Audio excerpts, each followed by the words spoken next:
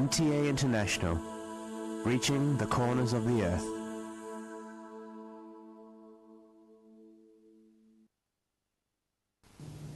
Coming up next is the Friday sermon of Hazrat Khalifatul Masih IV, Mirza Tahir Ahmad Sahib, Imam and the head of the worldwide Ahmadi Muslim community. اب حضرت مرزا طاہر احمد صاحب خلیفۃ المسیح الرابع امام جماعت احمدیہ ایدہ اللہ تعالی بنص العزیز کا خطبہ جمعہ ہوگا. حبیبنا صلی علی محمد صلی علی حبیبنا صلی علی محمد صلی رسولنا صلی علی محمد صلی علی رسولنا صلی علی محمد صلی علی محمد صلی علی محمد صلی علی محمد صلی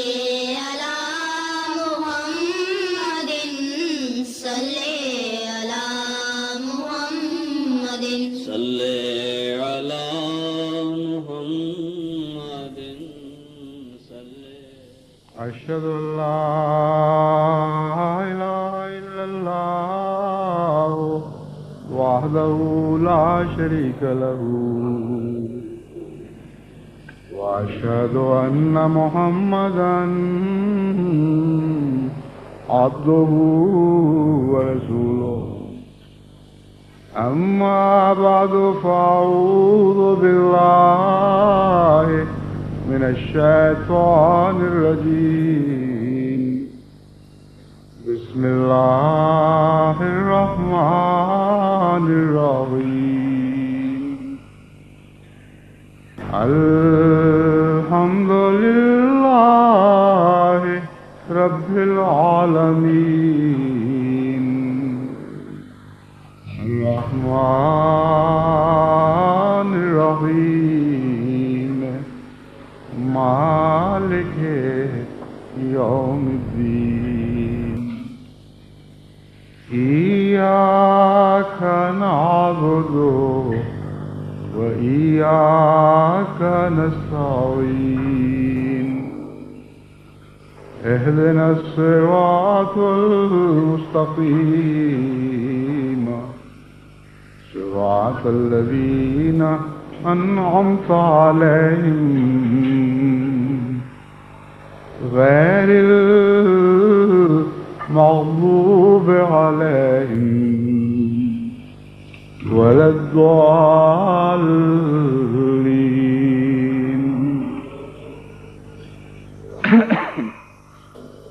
گزشتہ ایک خطبے میں نے پاکستان کے تازہ حالات سے متعلق تبصرہ کیا تھا اور ان چند اندرونی محرکات کا ذکر کیا تھا جن کے نتیجے میں سیاستدان ایک دفعہ پھر جماعت احمدیہ پر ظلم کرنے پر تلے بیٹھے ہیں. اسی مضمون کو آگے بڑھاتے ہوئے میں بعض مزید وضاحتیں کرنی چاہتا ہوں تاکہ تمام دنیا کے احمدیوں کو خوب اچھی طرح معلوم ہو کہ ان سے کیا ہو رہا ہے، کیوں ہو رہا ہے، کون سی طاقتیں اس ظلم میں ملوث ہیں اور آئندہ ان کو کس قسم کے خطرات سے متنبع رہنا چاہیے اور ان کے خلاف ابھی سے تیاری کرنی چاہیے. دنیا میں سیاست، جیسا کہ میں نے پہلے بھی بیان کیا تھا، اندھی ہوتی ہے کیونکہ خود غرضی کی آنکھیں نہیں ہوتی. خود غرضی کی آنکھ اندر کی طرف کھلتی ہے اور باہر کی کوئی آنکھ نہیں ہوا کرتی. اس لیے سیاستدان خواہ کتنا ہی شاطر کیوں نہ ہو، کتنا ہی ہوشیار اور صاحب تجربہ کیوں نہ ہو، جب اس کا ذاتی مفاد دنیا کے دیگر مفادات اور تقاضوں سے ٹکراتا ہے تو ہمیشہ اس کی آنکھ اپنے ذاتی مفاد کی طرف لگ جاتی ہے اور اسے اس وقت کچھ اور دکھائی نہیں دیتا۔ یہ وہ سیاست کی بنیادی کمزوری ہے جس نے پاکستان کے حالات بگاڑنے میں بہت بڑا کردار ادا کیا ہے، اور یہی وہ سیاست کی بنیادی کمزوری ہے جو عالمگیر سطح پر قوموں کے تعلقات بگاڑنے اور دنیا کے امن خراب کرنے کی ذمہ دار ہے۔ جہاں تک جماعت احمدیہ کا تعلق ہے، جماعت احمدیہ کو صرف پاکستان کے اندرونی دشمنوں سے واسطہ ہی نہیں، اور محض ان علماء تک بات نہیں ٹھہرتی جنہوں نے گویا قسمیں کھا رکھی ہیں کہ ہر صورت میں ہر قیمت پر جماعت احمدیہ کی مخالفت کریں گے، بلکہ ان علماء کو آج سیاستدانوں کی ایسی پشت پناہی حاصل ہے جیسے اس گزشتہ 100 سال میں پہلے کبھی نہیں ہوئی تھی۔ نہ صرف یہ کہ ان کو اندرونی طور پر سیاستدانوں کی پشت پناہی حاصل ہے، بلکہ یہ ایک نیا مضمون پاکستان کی سیاست کے افق پر ابھرا ہے کہ وہ لوگ جو صاحب حکومت ہیں ان کی پشت پناہی، ان کی حمایت بھی ملا کو حاصل ہے، اور وہ لوگ جو حکومت پر قابض لوگوں کے مخالف ہیں ان کی پشت پناہی اور حمایت بھی ملا کو حاصل ہے، اور صرف اندرونی سیاستدان ہی کی نہیں بلکہ بیرونی سیاستدانوں کی بھی، اندرونی طاقت کی ہی نہیں بلکہ عظیم الشان بیرونی طاقتوں کی پشت پناہی بھی بالواسطہ ملا کو نصیب ہے۔ اس سلسلے میں کوشش کروں گا کہ بات کو اس طرح وضاحت کے ساتھ آپ کے سامنے رکھوں کہ آسانی سے ہر ذہن کو، خواہ اس کا علمی معیار کیسا ہی کیوں نہ ہو، بات سمجھ آ جائے۔ مرکزی نقطہ اس مسئلے کا سعودی عرب ہے۔ سعودی عرب کو آج کی دنیا میں ایک غیر معمولی سیاسی مقام نصیب ہوا ہے جو اس سے پہلے کسی اسلامی ملک کو اس طرح مرکزی حیثیت سے نصیب نہیں ہوا تھا۔ سعودی عرب کو تمام مغربی طاقتوں کی مکمل حمایت اور پشت پناہی نصیب ہے۔ اس سے پہلے مسلمان ممالک کا یہ حال ہوا کرتا تھا کہ کچھ بیرونی طاقتیں ان کی دوست ہوا کرتی تھیں اور کچھ دشمن ہوا کرتی تھیں، کچھ مغربی طاقتیں ان کی دوست ہوا کرتی تھیں اور کچھ مغربی طاقتیں ان کی دشمن ہوا کرتی تھیں، لیکن اس وقت سعودی عرب کو ایک غیر معمولی مقام حاصل ہے جو مشرق اور مغرب کی آپس کی رقابت کے نتیجے میں ہے۔ وہ تمام مغربی طاقتیں جو مسلمان ممالک میں نفوذ چاہتی ہیں، ان کی کوشش یہ ہے کہ تمام مسلمان ممالک میں سعودی عرب کا نفوذ پھیلے، اور جہاں تک مسلمان ممالک کا تعلق ہے، خواہ وہ کلیتاً مسلمان ہوں یا بعض ممالک میں مسلمانوں کی بھاری تعداد موجود ہو، ان کو جو آواز بھی مکے اور مدینے کے میناروں سے سنائی دیتی ہے وہ اپنے خلوص میں، اپنے ایمان میں، اپنے دین سے محبت کے نتیجے میں یہی سمجھتے ہیں کہ یہ خدا اور محمد مصطفیٰ صلی اللہ علیہ وسلم کی آواز ہے جو ان مقدس مقامات کے مقدس میناروں سے سنائی دے رہی ہے۔ بس سب سے زیادہ نفوذ اگر کوئی ملک اسلامی دنیا میں کر سکتا ہے تو وہ سعودی عرب ہے۔ اس سے پہلے بھی سعودی عرب کو یہ عظمت کا مقام حاصل ہونا چاہیے تھا، لیکن اس لیے نصیب نہیں ہوا کہ وہ ایک غریب ملک تھا جو خود لوگوں کی امداد پر پل رہا تھا، اور ایک بہت لمبا عرصہ تک انگریزی حکومت نے اس ملک کو سہارا دیا، ان کی سیاست کے نقوش بنائے، ان کی بیرونی یعنی خارجہ پالیسی کو تشکیل کیا، اور انگریز کی امداد ہی پر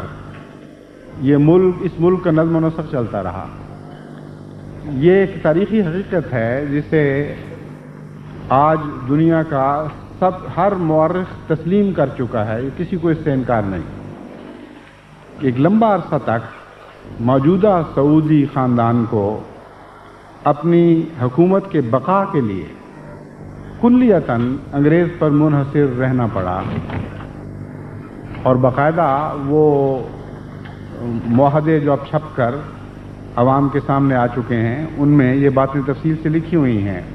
وہ شرائط مذکور ہیں جن کے نتیجے میں یہ کبھی بھی اپنی خارجہ پالیسی میں آزاد نہیں ہو سکتا تھا۔ اس کے بعد پھر ایک ایسا وقت آیا جب کہ اس ملک میں تیل کی دولت نکل آئی، اور تیل کی دولت نے اس کو ایک قسم کا ایک آزادی کا مقام عطا کیا۔ اقتصادی طور پر اب یہ کسی دوسرے ملک کا مرہون منت نہیں رہا، اور تیل کی دولت اتنی تھی کہ اس ملک کے لیے ناممکن تھا کہ اس دولت کو خود سنبھال سکے، چنانچہ مجبوراً امریکہ کی طرف رجوع کرنا پڑا، اور تقریباً تمام تر دولت امریکہ کے بینکوں کے سپرد کر دی گئی، کیونکہ اس خاندان کو اپنی سیاسی بقا کے لیے بھی اس غیر معمولی دولت کی وجہ سے غیر معمولی خطرات درپیش ہوئے، اس لیے ان کے لیے لازم تھا کہ اپنی بقا کی خاطر بھی کسی غیر ملک کی طرف رجوع کریں اور ان کا سہارا لیں۔ بس جس کے پاس کسی کے پیسے ہوں اسی کی طرف رجوع کیا کرتا ہے۔ یہ تو ہو نہیں سکتا کہ اپنی امانت کسی اور کے پاس رکھوائی ہو اور دوستیوں کی پینگیں کسی اور سے بڑھائی جائیں۔ بس یہ دو باتیں ایک مقام پر اکٹھی ہو گئیں، اور دن بدن سعودی عرب کا انحصار امریکہ پر زیادہ سے زیادہ ہوتا چلا گیا۔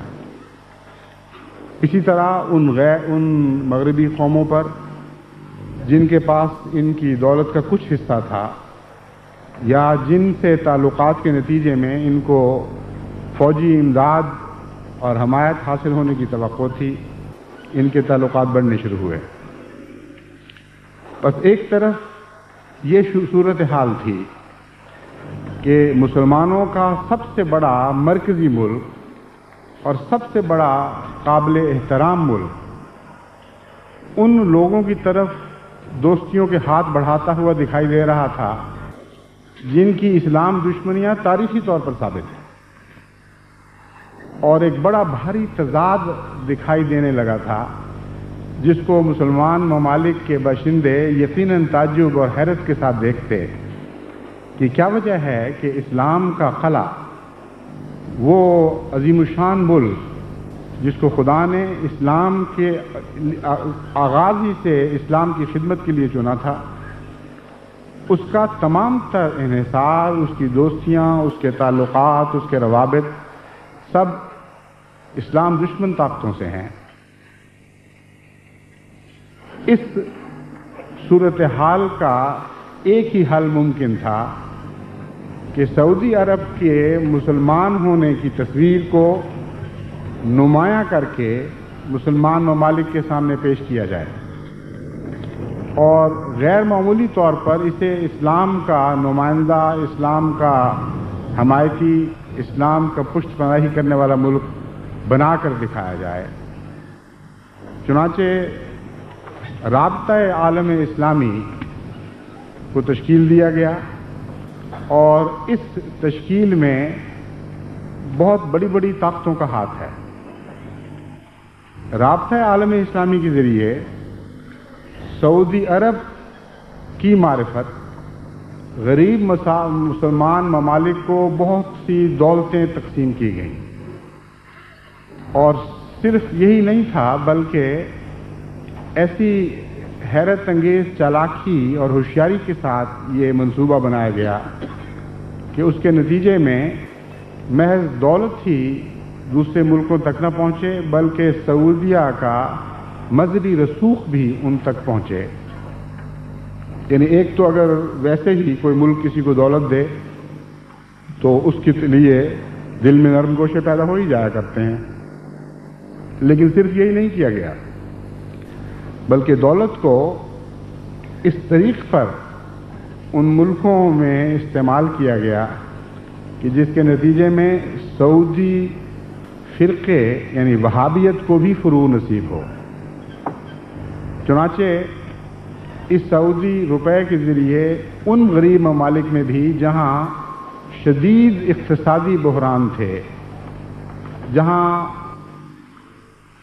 انڈسٹری یعنی کارخانوں کا کلیتاً فقدان تھا اور ملک اپنی بقا کے لیے ترقی یافتہ مغربی ممالک پر انحصار کرتے تھے، ان کو بھی سعودی روپیہ ان کی انڈسٹری کو تقویت دینے کے لیے نہیں دیا گیا بلکہ ان کے ہاں مسجدیں بنانے اور مدارس بنانے پر استعمال ہوا. اس سے سعودی حکومت کے پشت پناہوں کو دوہرا فائدہ نصیب ہوا. اول یہ کہ اگر یہ روپیہ جو بے انتہا ہے، آپ اس کا تصور بھی نہیں کر سکتے عام حالات میں کہ سعودی دولت کتنی بڑی ہے، اگر یہ روپیہ یا اس کا بہت معمولی حصہ بھی تیسری دنیا کے غریب ممالک کو اقتصادی طور پر مغربی چنگل سے چھڑانے پر استعمال کیا جاتا تو بلا شبہ سعودی عرب کو ایک غیر معمولی حرز عزیزی تو نصیب ہوتی، لیکن سعودی عرب کے دوستوں کے مفاد کے یہ بات خلاف تھی اور ان کو شدید نقصان پہنچتا، کیونکہ آج کی دنیا میں ترقی یافتہ قومیں حکومتیں بھی کرتی ہیں تو اقتصادی مقاصد کے لیے، محض حکومت کے شوق میں نہیں کرتی. تمام دنیا کی سیاست اقتصادیات کے ساتھ اس طرح باہم الجھ چکی ہے کہ سیاست اور اقتصادیات گویا ایک ہی چیز کے دو نام بن گئے. بس سعودی عرب نے غریب ممالک کو اور خصوصاً ان ممالک کو جہاں مسلمانوں کی کثرت تھی یا ایک بھاری تعداد موجود تھی، اس طرح روپیہ دینا شروع کیا کہ وہاں عظیم الشان مساجد تعمیر کی گئیں اور پھر ان مساجد کو آباد کرنے کے لیے مدارس، دینی مدارس قائم کیے گئے اور دینی مدارس کے ذریعے جو بھی علماء فارغ التحصیل ہوا کرتے تھے ان کو سعودی روپے پر مختلف مساجد میں امام بنایا گیا. چونکہ سعودی عرب کو دولت کی فراوانی کی وجہ سے باقی تمام مذہبی جماعتوں پر ایک فوقیت حاصل ہے، اس لیے کوئی اور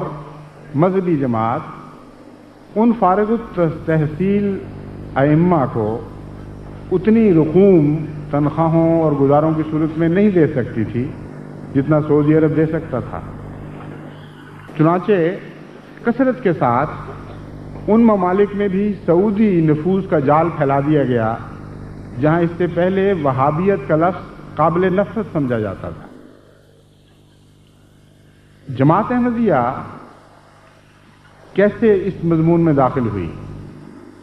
اگرچہ جو جتنا حصہ میں نے مضمون کا بیان کیا ہے ابھی تشنہ تکمیل ہے اور بہت لمبی اور گہری سازش ہے، بہت وسیع سازش ہے جس کو بیان کرنے کے لیے ایک لمبا وقت درکار ہے. لیکن چونکہ میں دراصل اس مضمون پر گفتگو نہیں کر رہا بلکہ جماعت احمدیہ کو سمجھانا چاہتا ہوں کہ آپ اس بین الاقوامی تعلقات کے روابط میں کیسے داخل ہوئے اور کیوں آپ کو خاص طور پر مظالم کا نشانہ بنانے کے لیے چن لیا گیا. سعودی عرب نے جس ملک میں بھی نفوذ کیا ہے وہاں اگر براہ راست علماء کو خریدتا یا براہ راست ان کو وہابیت کی تعلیم دیتا تو ہرگز بعید نہیں تھا کہ سعودی عرب کی ان کوششوں کے خلاف وہاں کے مسلمانوں میں شدید رد عمل پیدا ہو جاتا. مثلا ترکی ہے، ترکی کی سعودی عرب سے قدیم رقابتیں ہیں اور بڑی شدید رقابتیں ہیں، سیاسی سطح پر بھی اور مذہبی سطح پر بھی۔ ترکی ایک حنفی المسلک ملک ہے اور ترکیوں کو حنفی مذہب سے بے حد محبت ہے، اور وہ سمجھتے ہیں کہ وہابیت حنفیت کی دشمن ہے۔ پھر ترک وہ قوم ہے جنہوں نے سال بلکہ بیسوں بلکہ سینکڑوں سال تک اسلام کے لیے ایک عظیم قلعہ کا کام دیا ہے، اور ایک وقت میں یہ اتنی عظیم الشان سیاسی طاقت کے طور پر دنیا پر ابھرے کہ اسلامی ممالک اور مغربی ممالک کے درمیان اگر کوئی فصیل تھی تو وہ ترکوں کی فصیل تھی، اور عرب ممالک پر بھی دیر تک انہوں نے حکمرانیاں کی۔ سعودی عرب نے جب یہ انگریزوں کے زیر اثر تھا، خاص طور پر ترکوں کی حکومت کو عربوں میں کمزور کرنے کے لیے نمایاں کردار ادا کیا، اور ان کے جو گورنر مقرر تھے مختلف مسلمان ممالک میں، جب وہاں بغاوتیں کروائی گئیں تو ترکی سے وہاں تک کے رابطے چونکہ لمبے تھے فاصلوں کے لحاظ سے، اس لیے بیچ میں سعودی عرب کے سپاہی کہہ لیں یا تخریب کار کہہ لیں، لیکن جو بھی ان کی شکل تھی، وہ گروہ در گروہ ترکی قافلوں پر حملے کر کے ان کی مواصلات کو تباہ کرتے تھے، اور یہ بات بھی ایک تاریخی مسلمہ حقیقت ہے، اس کو کوئی الزام تراشی نہیں کہہ سکتا، دنیا کا کوئی مورخ بھی اس حقیقت سے انکار نہیں کر سکتا کہ اسی طرح ہوا، اور انگریز کے ایما پر ایسا ہوا۔ چنانچہ ترک اس بات کو کبھی نہیں بھول سکتے تھے، اور ایک بہت لمبا عرصے تک عرب دنیا سے جب ترکوں کو دوری اختیار کرنا پڑی ان حالات کی وجہ سے، تو اس میں سب سے زیادہ نفرت ان کو سعودی عرب سے تھی۔ بس یہ دو نفرتیں اکٹھی تھی، یعنی مذہبی نفرت اور سیاسی نفرت۔ اس لیے اگر سعودی عرب وہاں براہ راست داخل ہو تو ظاہر بات ہے کہ اس کے خلاف شدید رد عمل ہوں گے، لیکن اگر سعودی عرب اپنے روپے سے اینٹی احمدیہ لٹریچر تقسیم کروانا شروع کر دے اور جماعت کے خلاف نہایت گندے الزامات پر مشتمل کتابوں کی کثرت سے اشاعت کروائے، خواہ وہ جماعت اسلامی کو اس غرض سے استعمال کرے یا کسی اور جمعیت کو استعمال کرے، تو جن علماء تک وہ روپیہ پہنچتا ہے وہ اسے خوشی سے قبول کریں گے، اور وہ سمجھیں گے کہ یہ تو ساری کوششیں ان کے نزدیک جو اسلام کی دشمن جماعت ہے اس کے خلاف ہو رہی ہیں، اور جو ملک بھی ان کوششوں کی سربراہی کرے گا وہ اسلام کا دفاع کرنے والا ملک شمار ہوگا اور اسلام کا حمایتی شمار ہوگا۔ بس اس سلسلے میں جب مختلف جگہ پر اڈے قائم ہوں گے، ان کو روپیہ دینا پڑے گا، تو بلا خوف لومت لائم کسی ملامت کرنے والے کے خوف سے بے نیاز ہو کر اس روپیہ کو قبول کیا جا سکتا ہے۔ اسی طرح مصر میں بھی ایسا ہی کیا گیا، اسی طرح افریقن ممالک میں بھی ایسا ہی کیا گیا، اور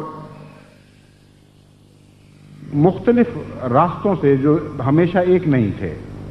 کبھی کسی تنظیم کے تابع، کبھی کسی دوسری تنظیم کے تابع، سعودی عرب نے جماعت احمدیہ کی مخالفت میں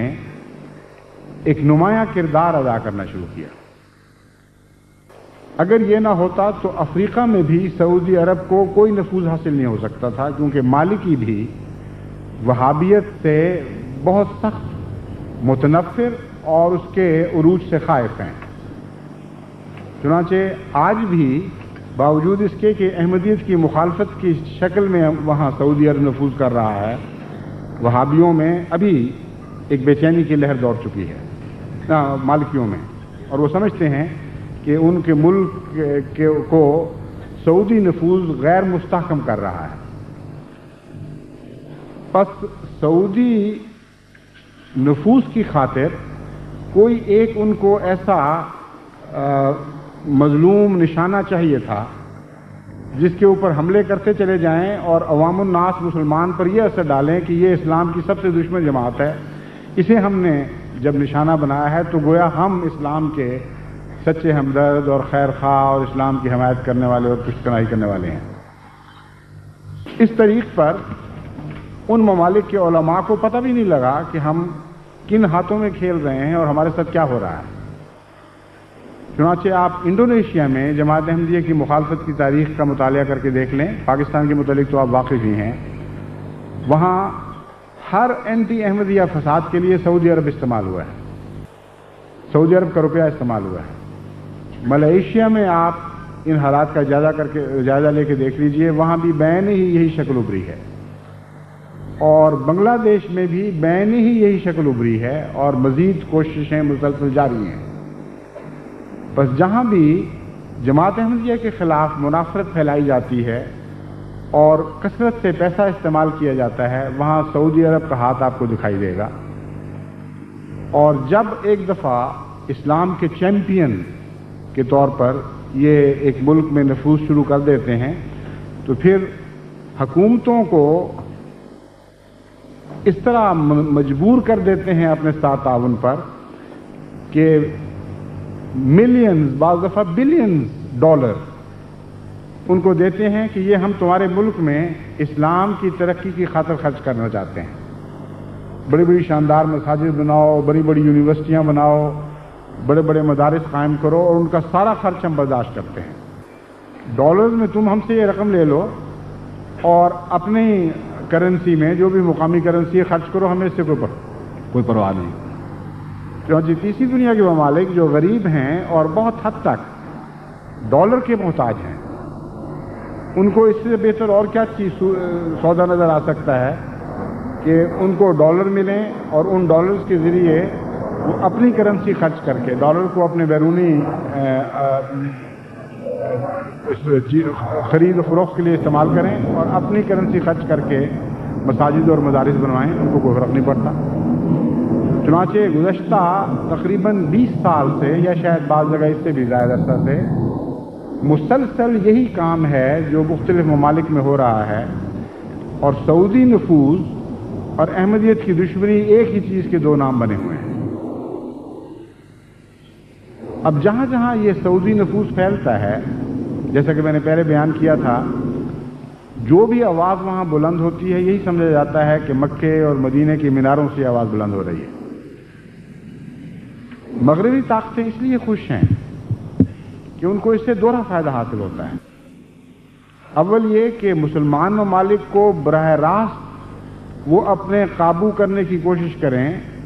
ان کو اپنے تسلط میں لانے کی کوشش کریں، تو ایک بہت ہی مشکل کام ہے۔ جہاں جہاں مغربی ممالک نے براہ راست مسلمان ممالک کو زیر اثر لانے کی کوشش کی ہے، ہماری تاریخ بتاتی ہے کہ وہیں وہیں اس تسلط کے خلاف شدید رد عمل پیدا ہوئے۔ مثلا آپ میں سے بہت سے ایسے ہوں گے جن کو یاد ہوگا کہ ایک وقت تھا کہ جب امریکہ نے براہ راست ڈیفنس پیکٹس کے ذریعے، دفاعی معاہدوں کے ذریعے مسلمان ممالک کی صف بندی کرنے کی کوشش کی، اور اسکیم یہ تھی کہ روس کے مقابل پر ایک دیوار قائم کر دی جائے جس میں سارے مسلمان ممالک جو امریکن فوجی امداد کے ذریعے طاقت حاصل کریں ایک نمایاں کردار ادا کریں۔ چنانچہ سیاٹو بنا، بغداد پیکٹ ہوا، نیٹو کا ایک حصہ بھی اسی دائرے سے تعلق رکھتا ہے۔ ان سارے پیکٹس کے نتیجے میں ان ممالک کی مسلمان حکومتوں کو کچھ فوجی تقویت تو حاصل ہو گئی، لیکن امریکہ کا مقصد حاصل نہیں ہو سکا، اور عوام الناس میں امریکہ کے خلاف شدید رد عمل پیدا ہو گیا۔ لیکن سعودی نفوذ کے نتیجے میں امریکہ کے خلاف رد عمل نہیں پیدا ہو سکتا، چونکہ سعودیت کو ایک مذہبی تعلق ہے مسلمان ممالک سے، اور مسلمان ممالک ہمیشہ سعودیہ کی طرف عزت اور احترام سے دیکھتے ہیں، خصوصاً اس وقت جبکہ سعودیہ ان کو پیسے بھی دے رہا ہو، تو وہ عزت اور احترام بہت بڑھ جاتا ہے۔ پس کثرت کے ساتھ ان ممالک میں سعودی پیسے سے علماء پیدا ہونے شروع ہوئے جو دوڑتے تھے سعودیہ کی طرف مزید مالی منفعتوں کے لیے اور ان کے اخراجات پر اعلیٰ دینی تعلیم بھی حاصل کرتے تھے. یہ وہ دوڑ ہے جو مذہب کے نام پر دنیا کی طرف مسلمان ممالک کی جاری ہوئی، جس میں سعودی عرب نے ایک نمایاں کردار ادا کیا ہے. اب آپ یہ سوچئے کہ تمام مسلمان ممالک اگر عالم اسلام کی توحید کے نام پر سعودی عرب کے جھنڈے کے تلے جمع ہو جائیں اور اس کی آواز پر لبیک کہنا شروع کریں تو بظاہر یہ کتنا عظیم الشان اتحاد ہے عالم اسلام کا، جس سے زیادہ خوبصورت تصویر ایک عام انسان سوچ بھی نہیں سکتا. وہ یہ کہتا ہوگا کہ ہماری بلا سے اس کے پیچھے مغربی طاقتیں ہیں یا کوئی اور لوگ ہیں. ہمیں تو یہ پتہ ہے کہ سعودی عرب نے وہ کام کر دکھایا جو گزشتہ سینکڑوں سالوں میں کوئی اور حکومت نہ کر سکی تھی، اور بکھرے ہوئے تمام دنیا میں مختلف جگہوں پہ پھیلے ہوئے مسلمانوں کو ایک جھنڈے تلے جمع کیا اور اس کے لیے بے شمار روپیہ خرچ کیا، دین کی طرف متوجہ کیا، دینی مدارس قائم کیے، مساجد آباد کرنے کی کوشش کی، غرضی کے سارے عالم اسلام کو ایک لڑی میں منسلک کر دیا اور پرو دیا. یہ وہ ظاہری تصویر ہے جو ساتھ ساتھ ابھرتی چلی جا رہی ہے، اور نظریں مکے اور مدینے سے آگے نہیں جاتی. بہت کم باشعور اور صاحب فکر لوگ ہیں جو یہ جان سکیں، جو یہ پہچان سکیں کہ وہ آوازیں جو مکے اور مدینے کے میناروں سے وہ سن رہے ہیں وہ لاؤڈ سپیکر کی آوازیں ہیں، اور وہ مائکرو فون جو ان لاؤڈ سپیکروں کو پیغام دے رہے ہیں وہ واشنگٹن میں نصب ہیں یا دیگر مغربی ممالک کے ان مقامات پر نصب ہیں جہاں اسلام کے خلاف عظیم حیرت انگیز اور نہایت خوفناک سازشیں ہو رہی ہیں. ایک وہ ملک ہے سعودی عرب جو کامل طور پر مغرب کا غلام ہو چکا ہے، اور اتنا بے اختیار غلام ہے کہ ہزار کوشش بھی کرے وہ اس غلامی کے بندھن سے آزاد نہیں ہو سکتا. اس کا تمام اقتصادی سرمایہ 100% مغربی ممالک کی تجوریوں میں جمع ہے، اور خصوصاً امریکہ میں، اور اس کا تمام تر سیاسی اور سیاسی بقا کا انحصار مغربی ممالک کی پشت پناہی پر ہے. تمام وہ فوجی طاقت تمام وہ ہتھیار جو فوجوں کے بقا کے لیے ضروری ہوا کرتے ہیں وہ امریکہ کو مغربی طاقتوں سے مل رہے ہیں، سعودیہ کو مغربی طاقتوں سے مل رہے ہیں. اور جس دن یہ چاہیں اپنا ہاتھ روکنے کی کوشش کریں اسی دن ان کی فوجی طاقت ختم ہو جاتی ہے. صرف یہی نہیں بلکہ ان کی انٹیلیجنس کا کلیتاً انحصار مغربی طاقتوں کی انٹیلیجنس پر ہے، جن کے ٹانٹے اسرائیل سے ملتے ہیں. اور دنیا خوب اچھی طرح جانتی ہے کہ آج امریکہ کی حکومت کی پالیسی واشنگٹن میں نہیں بلکہ اسرائیل میں وضع ہوتی ہے. اور یہ وہ بات ہے جو ایک موقع پر ایک امریکی صدر نے اسرائیل کو مخاطب کر کے کہی تھی. اس نے تو اپنی طرف سے انکار کی، یہ کہا تھا کہ ہم یہ بات نہیں مانیں گے، لیکن دنیا کو یہ معلوم ہو گیا کہ ایسی بات ہو رہی ہے. چنانچہ ایک امریکن صدر نے ایک موقع پر اسرائیل کی مداخلت سے تنگ آ کر یہ کھلم کھلا اعلان کیا جو اخباروں میں چھپا، ریڈیو ٹیلی ویژن پر اناؤنس کیا گیا کہ اگر اسرائیل کی حکومت یہ سمجھتی ہے کہ امریکہ کی خارجہ پالیسی وہ طے کرے گی تو ہم ان کو بتا دیتے ہیں کہ ہم یہ برداشت نہیں کریں گے. منہ سے تو یہی کہا لیکن امر واقعہ یہی ہے کہ خارجہ پالیسی طے وہیں ہوتی ہے. صرف اسرائیل کی بات نہیں ہے، امریکہ کی تمام طاقت کے سرچشمے بلا اشتباہ یہودی ہاتھوں میں. کوئی ایک ایسا طاقت کا سرچشمہ نہیں ہے جو حکومت کی پالیسی کنٹرول کرنے میں استعمال ہوتا ہو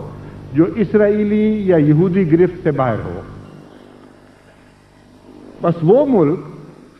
جو ایک ایسے ملک کا غلام ہو جائے اور کلیتاً اس کی بقا اس پر منحصر ہو جائے جو خود آگے یہودیت کا غلام بن چکا ہو اور ساری دنیا جانتی ہو کہ وہ غلام بن چکا ہے, اور اگر چاہے بھی تو یہودیت کے بندھن سے وہ چھٹکارا حاصل نہیں کر سکتا.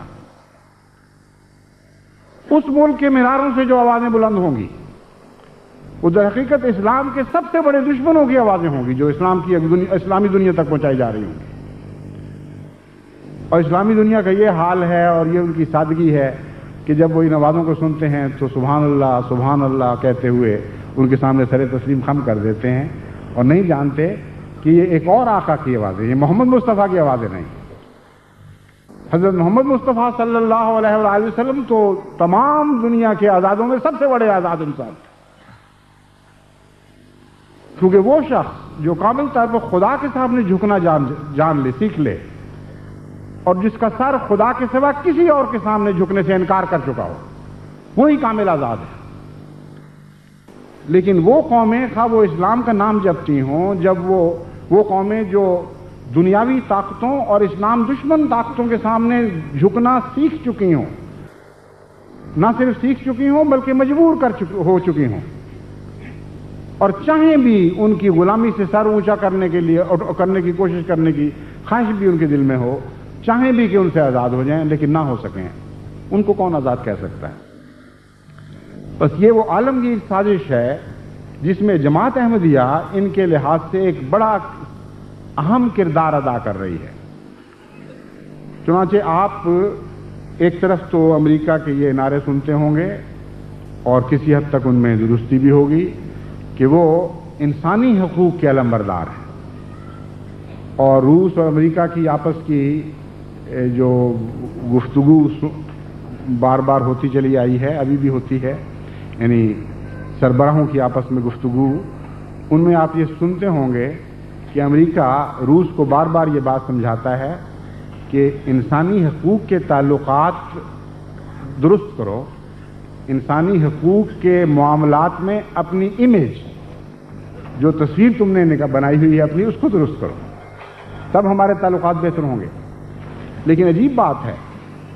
کہ وہ تمام ممالک جو بیک وقت سعودی اور امریکہ کے اثر کے نیچے آ جاتے ہیں, ان کو انسانی حقوق کا سبق ایسا بھول جاتا ہے جیسے کبھی یاد بھی نہیں ہوا تھا,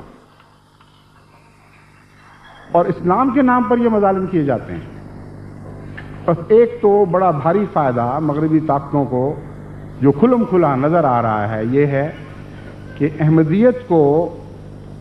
نشانہ بنا کر سعودی عرب کو لیے مسلمان ممالک میں ہر دل عزیز ہونے کے لیے ایک نہایت آسان موقع مہیا ہو جاتا ہے. گویا وہ احمدیت کے اوپر پاؤں رکھ کر اپنا قد بلند کر لیتے ہیں, اور جیسا کہ میں نے بیان کیا سیاست اندھی ہے. مغربی ممالک کو آپ سے براہ راست کوئی دشمنی نہ بھی ہو تب بھی چونکہ اس میں ان کا فائدہ ہے,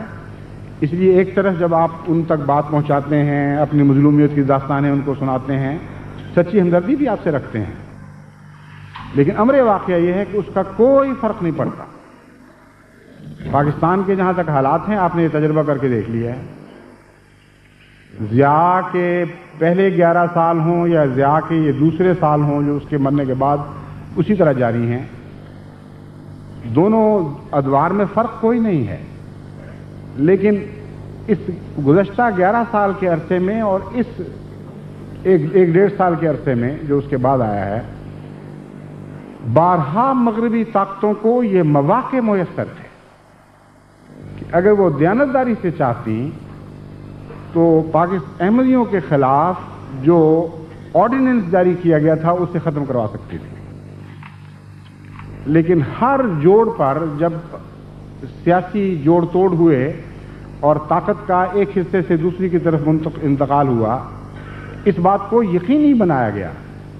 کہ جہاں تک احمدیوں کے خلاف آرڈیننس کا تعلق ہے وہ کسی نہ کسی شکل میں ضرور باقی رکھا جائے گا. اگر وہ ایک عامر کے آرڈیننس کے طور پر نہیں تو 8th امینڈمنٹ کے ایک حصے کے طور پر زندہ رہے گا، اسمبلی کے فیصلے کے طور پر زندہ رہے گا، مگر اس بات کو یقینی بنایا گیا ہر دفعہ کہ یہ آرڈیننس ایسا ہے مقدس کہ اس کو کوئی ہاتھ نہ لگا سکے، کیونکہ اس کا بین الاقوامی دائروں سے تعلق ہے. اس میں صرف پاکستان کی سیاست کار فرما نہیں بلکہ دنیا کے بہت بڑے بڑے ممالک اور طاقتور ممالک کے مفادات اس سے وابستہ ہیں. دوسرا فائدہ ان کو یہ پہنچتا ہے کہ عالم اسلام میں اگر کوئی ایک جماعت ہے جو عیسائیت کا پوری قوت کے ساتھ مقابلہ کر سکتی ہے اور ان بڑے بڑے ممالک میں، ان علاقوں میں جہاں عیسائیت نے باقی تمام مذاہب کو مغلوب کر رکھا تھا، یہی وہ جماعت ہے جو پانسا پلٹ سکتی ہے.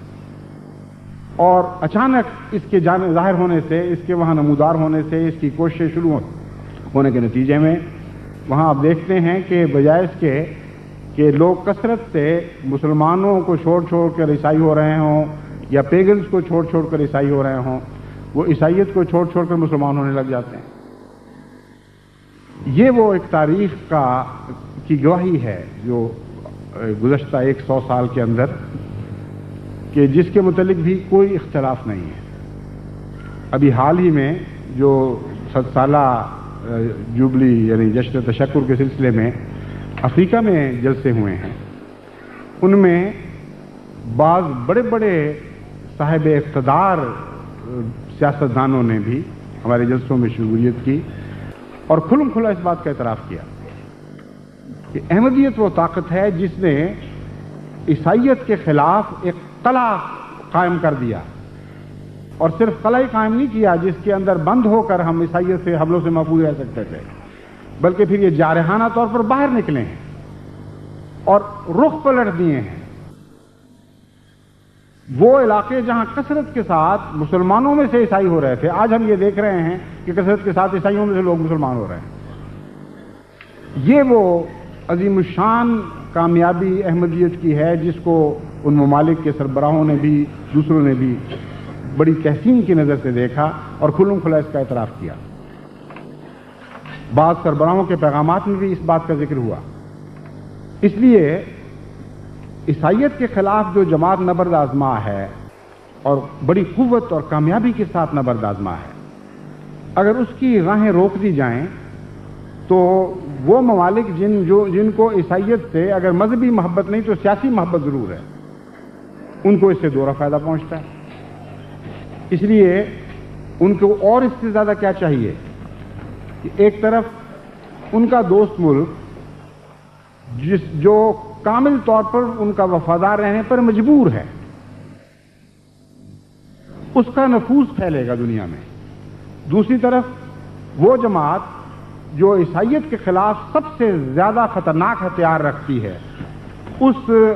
جماعت کی سرگرمیوں کے اوپر پابندیاں عائد ہو جائیں گی اور اس کو بے بس اور نہتہ کر دیا جائے گا.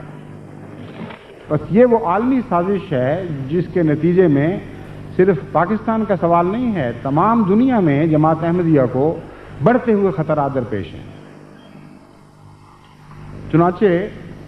اس صورتحال کو پیش نظر رکھ کر آپ کو اپنی دفاعی کارروائی کرنی چاہیے.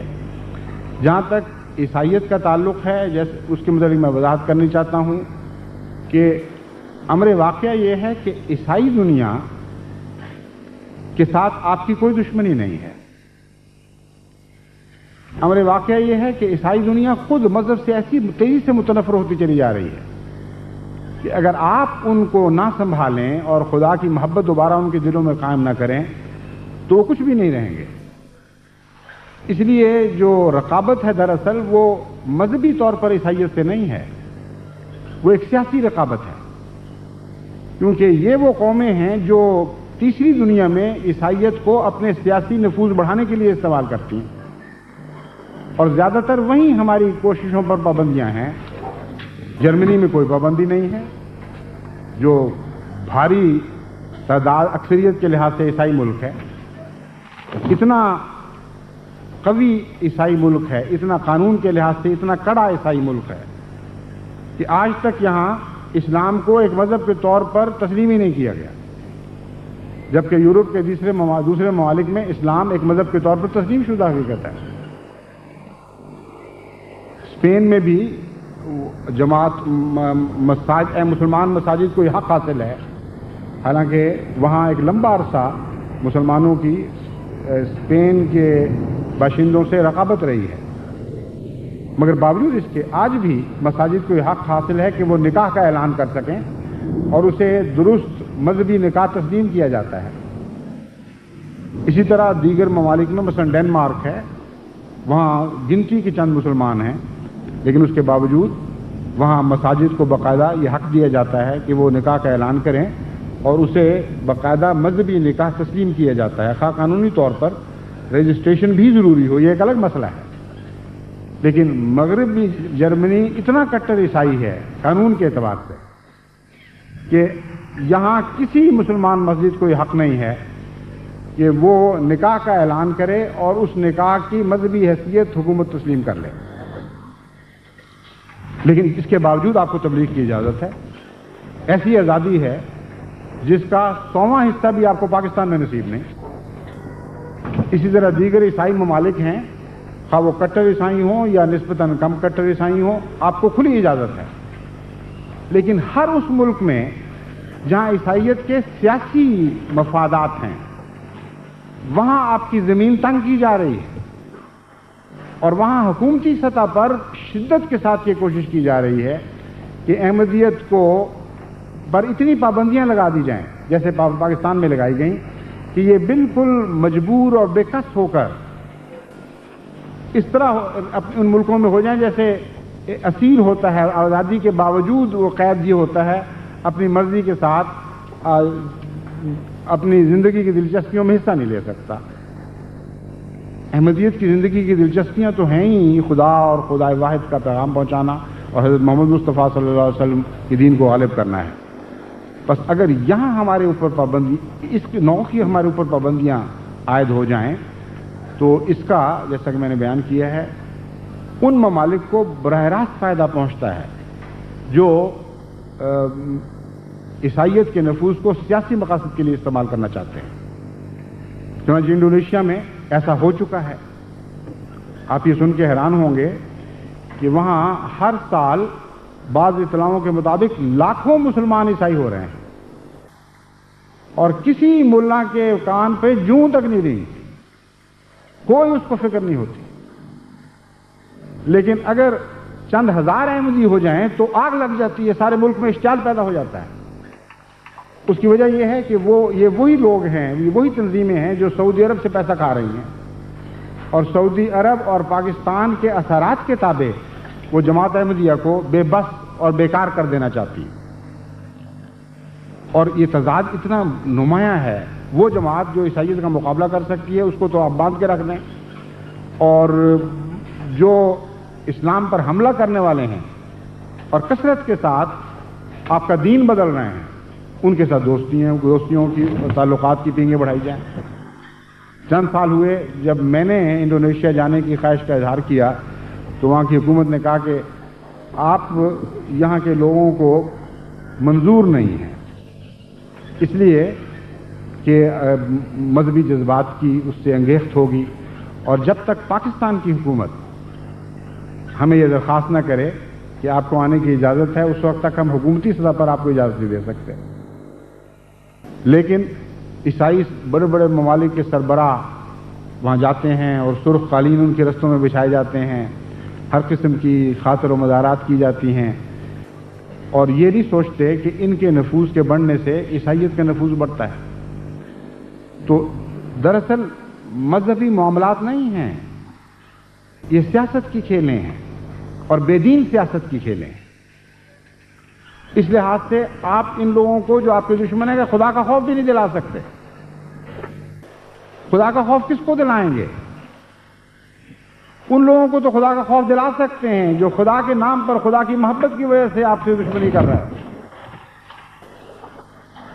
غالب نے کہا ہے کہ قیامت ہے کہ ہوئے مدعی کا ہم سفر غالب، وہ کافر جو خدا کو بھی نہ سونپا جائے ہے مجھ سے۔ کہتے ہیں کیسی مصیبت میں میں مبتلا ہو گیا کہ میرا محبوب میرے رقیب کا ہم سفر ہو گیا ہے. حالانکہ مجھے تو اتنا بھی اعتماد نہیں کہ اس کافر کو خدا کے سپرد کر دوں. بظاہر یہ گستاخی ہے کہ خدا کے سپرد کرنے سے بہتر اور کون سی ضمانت ہو سکتی ہے، لیکن غالب چونکہ قادر الکلام تھا، اس لیے اس گستاخی کے حملے سے بچنے کے لیے اس نے اپنے لیے بہانے اکٹھے کیے ہوئے تھے.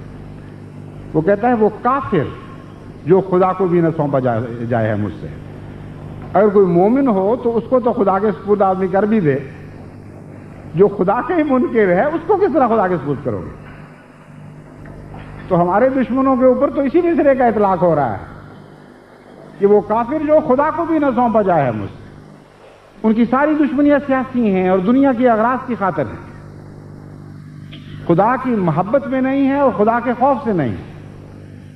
اس لیے آپ ان کو کس خدا کے سپرد کریں گے، کس خدا کا خوف دلائیں گے؟ یہ وہ حالات ہیں جماعت احمدیہ پر، جماعت احمدیہ عالمگیر پر، جن میں سے ہم اس وقت گزر رہے ہیں، اور ان کو خوب اچھی طرح ذہن نشین کرتے ہوئے، سمجھتے ہوئے ہم کو دفاعی کارروائی کرنی ہے. جہاں تک دفاعی کارروائی کا تعلق ہے، اس کی تفاصیل میں تو اس وقت میں نہیں جا سکوں گا، لیکن میں آپ کو یقین دلاتا ہوں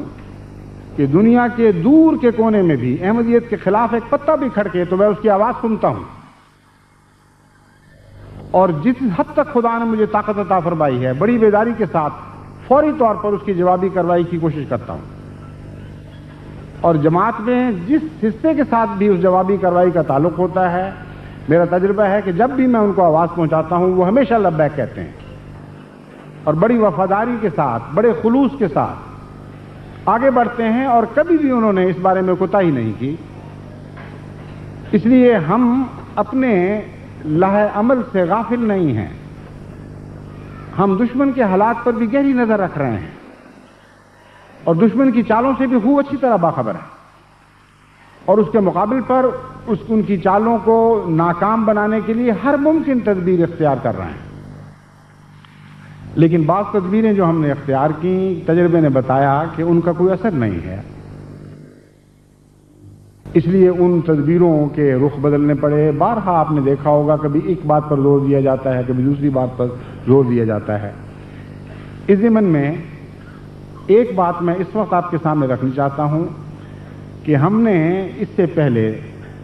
خصوصیت کے ساتھ 11 سالہ دور میں بڑی ہمت کے ساتھ کوشش کی کہ بڑے بڑے سیاسی لیڈروں، رہنماؤں، سفارتکاروں تک پاکستان کے حالات رکھیں، اور جہاں تک ممکن ہو اخبارات میں بھی ان کو شائع کریں، تاکہ رائے عامہ کو ان مظالم کے خلاف بیدار کیا جا سکے. اس لمبے تجربے نے ہمیں ایک بات ضرور سکھائی کہ انسانی سطح پر ہم سے ضرور ہمدردیاں کی گئی ہیں، ہم اس بات کا انکار نہیں کر سکتے. انسانی سطح پر تو خصوصاً جرمنی نے اتنی ہمدردی کی ہے کہ آج یورپ کے ممالک میں سب سے زیادہ مہاجرین کو قبول کرنے والا ملک جرمنی ہے. اس لیے تقوی اور انصاف کا تقاضا ہے کہ جہاں بعض شکوے کیے جائیں وہاں بعض احسانوں کو بھی اظہار تشکر کے ساتھ قبول کیا جائے، تسلیم کیا جائے، اور بتایا جائے کہ ہم آپ کے زیر احسان ہیں. اب سارے جو اس وقت یہاں میرے سامنے بیٹھے ہیں وہ اس بات کے گواہ ہیں کہ یورپ کے تمام ممالک میں سب سے بڑھ کر انسانی ہمدردی کا سلوک جس ملک نے کیا ہے وہ جرمنی ہے. اس لحاظ سے جو ہماری ذمہ داریاں ہیں اس شکریہ حق ادا کرنے کی، وہ تو ایک الگ مضمون ہے. میں یہ بتانا چاہتا ہوں اس کے باوجود، اور باوجود اس کے کہ جرمن حکومت کو بارہا صورتحال سے مطلع رکھا گیا اور تمام مظالم کی تفاصیل، سازشوں کی تفاصیل پہنچائی جاتی رہی، اور باوجود اس کے کہ جرمن حکومت کی طرف سے غالباً ان کے سفیروں کے ذریعے پاکستان حکومت کو سمجھانے کی بھی کوشش کی جاتی ہوگی، لیکن عملاً اس آواز میں وہ طاقت نہیں تھی، وہ زور اور وہ سنجیدگی نہیں تھی جس کے نتیجے میں کوئی دوسرا ملک اپنی پالیسی کو بدلنے پر مجبور ہو جائے. اظہار ہمدردی تو ہو ہی جایا کرتا ہے، لیکن اظہار ہمدردی کے بھی طریق ہوا کرتے ہیں۔ بعض دفعہ ایک انسان ایک بات کو ناپسند کرتا ہے اور کہتا ہے کہ مجھے پسند نہیں، مائیں اپنے بچوں کے ساتھ اس طرح سلوک کرتی ہیں، وہ شرارتیں کرتے ہیں، وہ کہتے ہیں جی نہیں رہنے دو، اور وہ کرتے چلے جاتے ہیں۔ آپ کئی دفعہ ایسے بد تہذیب گھروں میں بھی مہمان ٹھہرے ہوں گے جہاں ان کے بچے آپ کے اوپر کیچڑ اچھال رہے ہیں، سالن گرا رہے ہیں، آپ کے کپڑے خراب کو تھوک رہے ہیں، اور مائیں بڑی نرمی سے کہہ دیتی ہیں نا بچے ایسا نہ کرو، بری بات ہے، اور بچوں کو اثر ہی کوئی نہیں ہوتا۔ اس لیے کہ بچے جانتے ہیں کہ اس ناپسندیدگی میں اور سچی ناپسندیدگی میں ایک فرق ہے۔ وہ گھر جہاں مہمانوں کا اکرام صحیح معنوں میں کیا جاتا ہے، جہاں بچوں کو صحیح معنوں میں ادب سکھایا جاتا ہے، وہاں ایک آواز باپ کی، خواہ وہ زور سے بھی نہ بلند ہوئی ہو، بچوں کو فوراً اپنا سلیقہ بتا دے، اپنا مقام سکھا دیتی ہے، وہ شرارت سے فوراً پیچھے ہٹ جاتے ہیں۔ تو آوازیں تو اٹھتی ہیں ناپسندیدگی کے اظہار کے لیے، لیکن سوال یہ ہے کہ کس حد تک ان آوازوں میں سنجیدگی ہے، کس حد تک ان میں وقار ہے، کس حد تک ان میں قوت ہے۔ آج تک ایک مغربی ملک نے بھی پاکستان کو پوری سنجیدگی اور پوری قوت کے ساتھ یہ پیغام نہیں دیا کہ ہم اس بات کو برداشت نہیں کریں گے، تم ظلم میں حد سے بڑھتے چلے جا رہے ہو۔ اگر دیا ہوتا تو جس قسم کا وہ ہم جانتے ہیں وہاں کا حال ہے بیچاروں تیسری دنیا کے ملکوں کا، وہ تو فوراً اپنے پچھلے کیے ہوئے پر تھوکتے اور توبہ کرتے اور اپنے حالات کو بڑی تیزی کے ساتھ تبدیل کرتے۔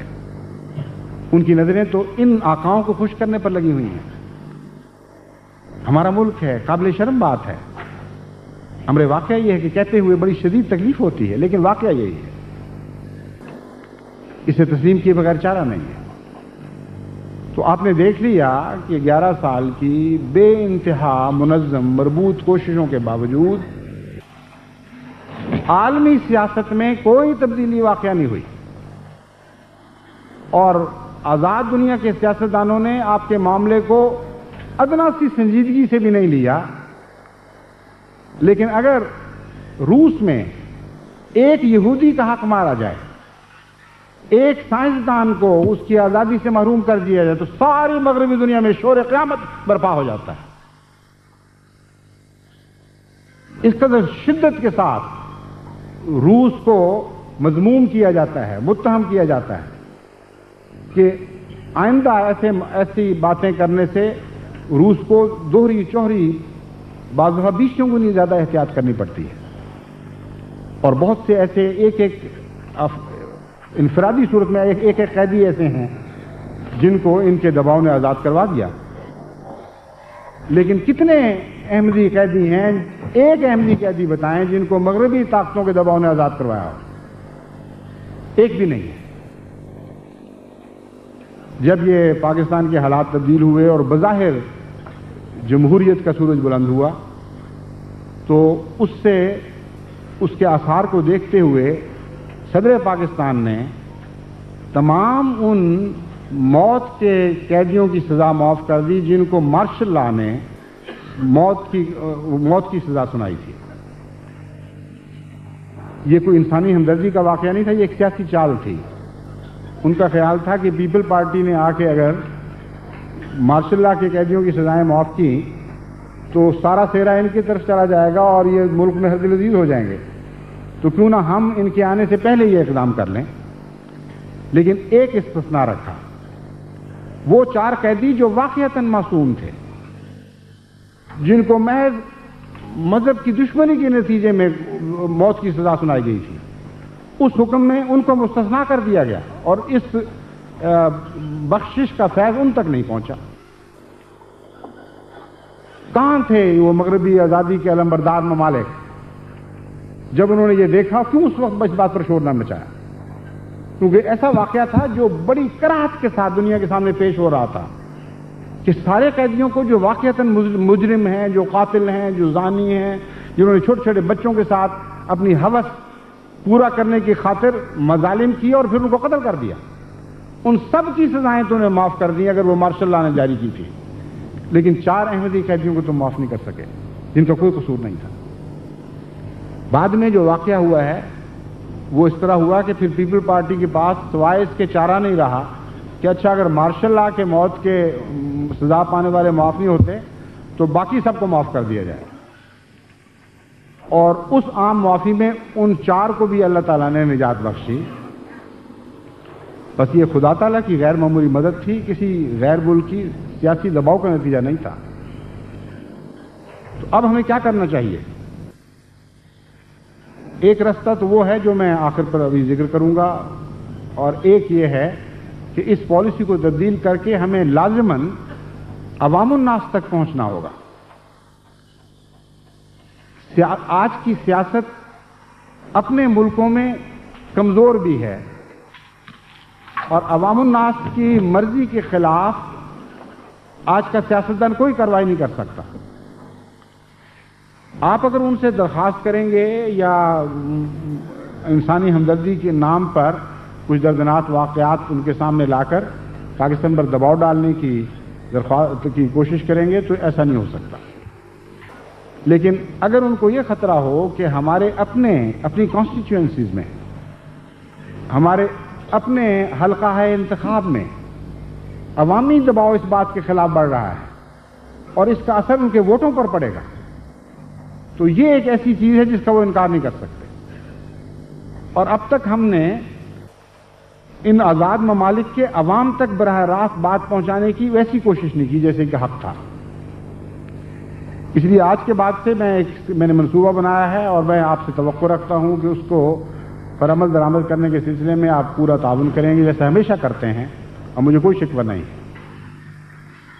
اس کے نتیجے میں امریکہ میں بھی اور مغربی یورپ کے ممالک میں بھی اور دیگر مغربی ممالک میں بھی اور مشرقی ممالک میں بھی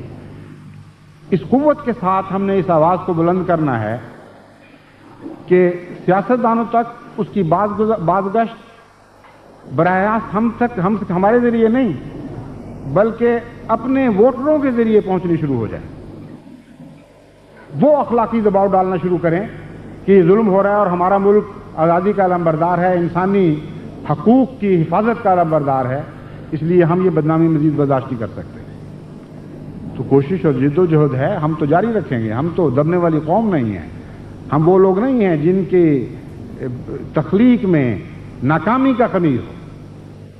کوئی دنیا کی طاقت احمدیت کا سر نہیں جھکا سکتی، یہ میں آپ کو یقین دلاتا ہوں. ہر قربانی کے لیے ہم تیار ہیں. خدا کی تقدیر جو ہم سے چاہتی ہے ہم اس کے سامنے سر تسلیم ہم کریں گے، لیکن غیر کے سامنے کبھی نہیں کریں گے. لڑائی ہے تو ٹھیک ہے، جاری رہے گی، 100 سال جاری رہے، 1000، خدا کی تقدیر جب تک چاہے گی. ہم خدا کے حضور اپنے سر جھکاتے ہوئے اس عظیم جہاد میں ہمیشہ مصروف رہیں گے اور اپنی طاقت کو پہلے سے زیادہ بڑھاتے چلے جائیں گے. لیکن یہ بحث اس لیے کریں گے کہ خدا تعالیٰ کا حکم ہے کہ اپنی کوششوں کو اپنے منتہا تک پہنچا، ان کے منتہا تک پہنچا دیں، آخری حد تک. ہمارا انحصار ان کوششوں پر نہیں ہے. امر واقعہ یہ ہے کہ یہ سب کچھ کر لینے کے بعد جو میں آپ کو بتا رہا ہوں اور اس کے علاوہ بہت سی کارروائیاں کرنے کے باوجود ہم تھوڑے ہیں. اور ناطاقتی ایک ایسی چیز ہے جس پر طاقتور کو ہمیشہ غصہ آتا ہے. ہم کمزور ہیں، ہماری تعداد اتنی نہیں ہے، ہمارے پاس نہ دولت ہے نہ سیاسی قوتیں ہیں. اس لیے دنیا کے ایک ملک میں بھی جماعت احمدیہ کو اتنی بھاری تعداد حاصل نہیں ہوئی کہ وہاں کی سیاست آپ کی حمایت پر مجبور ہو چکی ہے. اس لیے کوشش تو کی جائے گی، اس لیے کہ خدا تعالیٰ کا حکم ہے، لیکن یہ کوشش کامیاب نہیں ہو سکتی جب تک آسمان پر آپ حرکت نہ پیدا کریں اور وہ حرکت آسمان سے زمین پر منتقل نہ ہو. اور یہی وہ مضمون ہے جسے قرآن کریم نے بیان فرمایا ہے، اور اپنے کمزور اور بے بس اور نہتے بندوں کے متعلق یہی حکم ہے جو اس نے صادر فرمایا ہے. اللہ تعالیٰ فرماتا ہے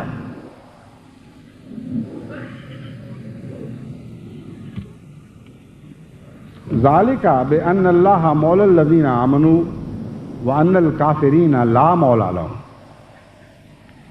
اس کا مطلب یہ ہے کہ یہ اس لیے ہے کہ اللہ ان لوگوں کا مولا ہے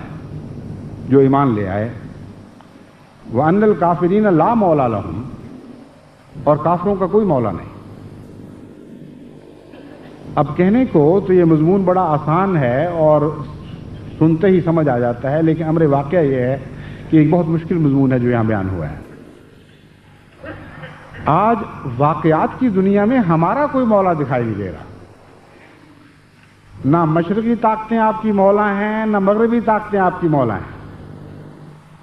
نہ ملک پاکستان کی اندرونی طاقتیں آپ کی مولا ہیں، نہ پاکستان سے باہر کی بیرونی طاقتیں آپ کی مولا ہیں۔ تو قرآن کریم یہ کیا فرما رہا ہے؟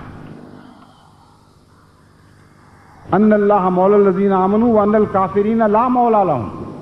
آپ کے دشمنوں کے سارے مولا بنے ہوئے ہیں، بڑی بڑی دنیا کی عظیم سلطنتیں ان کی پشت پناہی کر رہی ہیں۔ اب یہ معاملہ ایک ملک کے ملا تک محدود نہیں رہا، بلکہ عظیم سیاسی طاقتوں تک جا پہنچا ہے، اور خدا کہتا ہے ان کا کوئی مولا نہیں۔ اور وہ جن کا کوئی مولا نہیں ہے ان کے متعلق فرماتا ہے اللہ ان کا مولا ہے۔ اس میں دو پیغامات ہیں، ایک یہ کہ باوجود اس کے کہ دنیا تمہیں ہر طرف سے چھوڑ دے اور دھتکار دے، نہ تمہارے دائیں بازو پر کوئی حمایتی کھڑا ہو، نہ تمہارے بائیں بازو پر کوئی حمایتی کھڑا ہو، لیکن ایک لمحہ کے لیے بھی خیال نہ کرنا کہ تم اکیلے ہو۔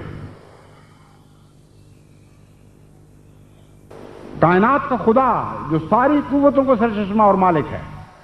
وہ تمہارے ساتھ ہے، اس مضمون کو کبھی تم نے نہیں بھولا۔ اور دوسری طرف یہ بھی خیال کرنا کہ جن کے متعلق تم سمجھ رہے ہو کہ آج ان کے دائیں پر بھی ایک مضبوط طاقت کھڑی ہے اور ان کے بائیں پر بھی ایک مضبوط طاقت کھڑی ہے، ہم تمہیں بتاتے ہیں کہ یہ بے وفا طاقتیں ہیں، ایسے حالات پیدا ہوں گے اور خدا ایسے حالات پیدا کر دے گا کہ وہ ان کے کسی کام نہیں آئیں گے۔ تب خدا تعالیٰ کی طرف سے بیان کردہ عظیم الشان خوشخبری تم اپنی آنکھوں سے پورا ہوتے دیکھو گے کہ وَأَنَّ الْكَافِرِينَ لَا مَوْلَى لَهُمْ۔ جو سمجھتے تھے کہ آج امریکہ بھی ہمارا دوست ہے اور سعودیہ بھی ہمارے دوست ہے اور مغربی طاقتیں بھی ہمارے ساتھ ہیں اور بعض مشرقی ممالک بھی ہمارے ساتھ ہیں، تم دیکھو گے کہ وہ بالکل نہتے اور بے سہارا اور بے دوست اور بے یار و مددگار رہ گئے۔ بس یہ وہ نہیں ہے جو ہم چاہتے ہیں، یہ وہ بات میں بیان کر رہا ہوں جو خدا کی تقدیر ہمیشہ ایسا کیا کرتی ہے۔ اگر ان لوگوں نے توبہ نہ کی، اگر انہوں نے استغفار سے کام نہ کیا، اگر انہوں نے اپنے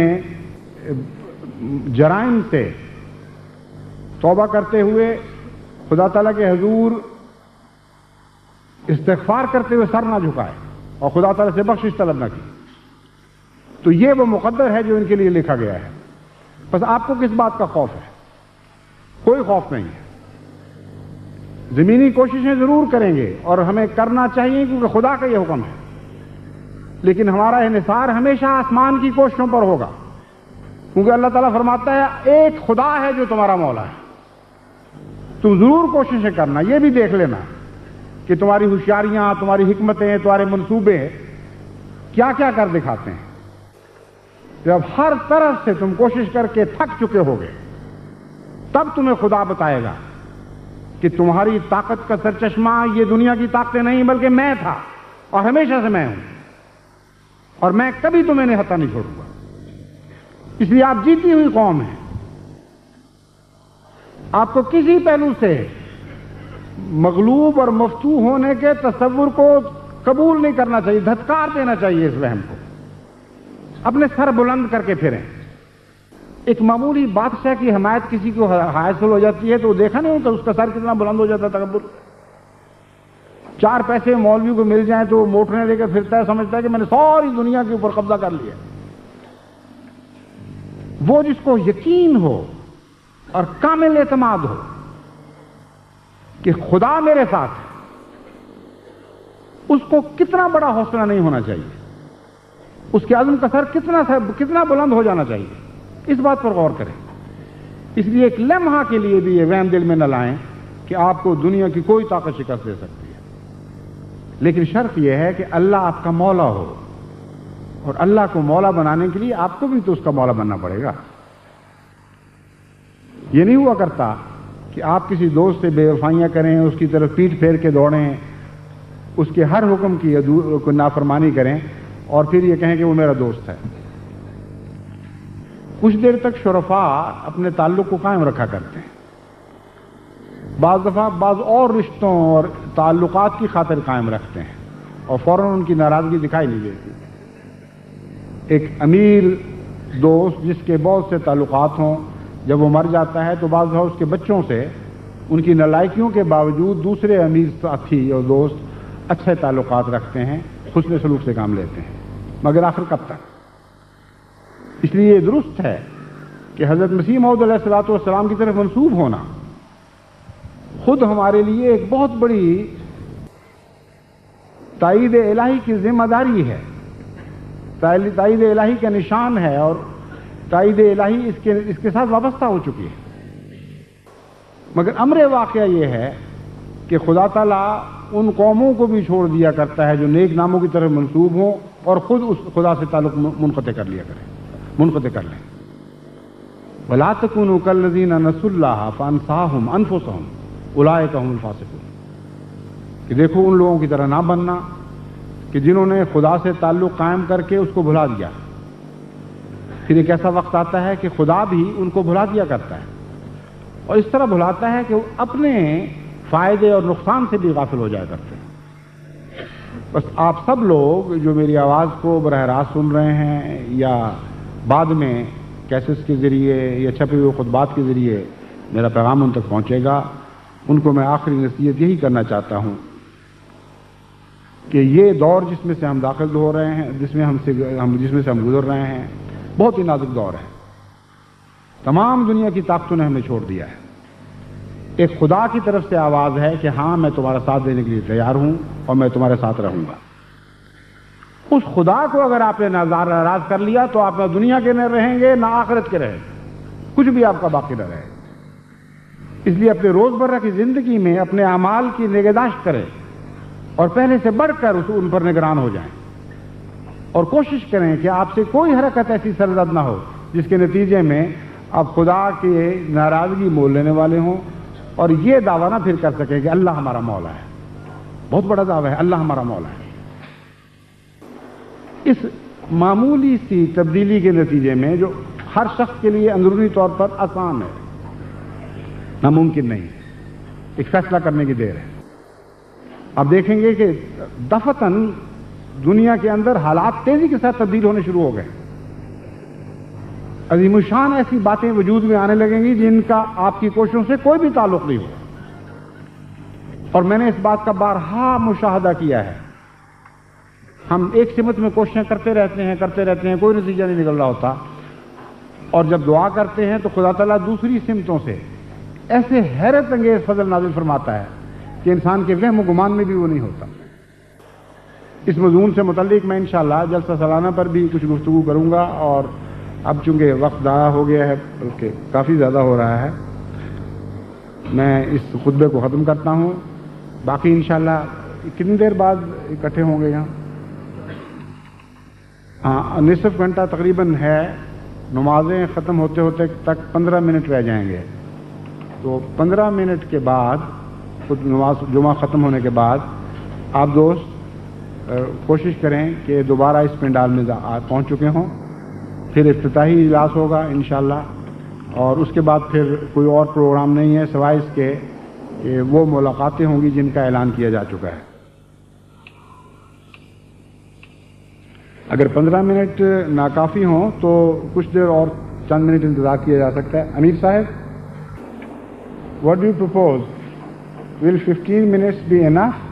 after we have finished here, or you would require some more time? You know, there may be some people who want to go to toilet or do something, so we better increase it to half an hour. Or okay. آدھا گھنٹہ انشاءاللہ جمعہ ختم ہونے کے بعد سے شروع ہوگا. آدھا گھنٹے تک ہم آپ کو دیتے ہیں، یعنی ہم سب یہ فیصلہ کرتے ہیں کہ ہم فارغ ہو جائیں گے باقی اپنی ضروریات سے اور واپس یہاں پہنچ جائیں گے انشاءاللہ. اس میں دیر نہ کریں. پھر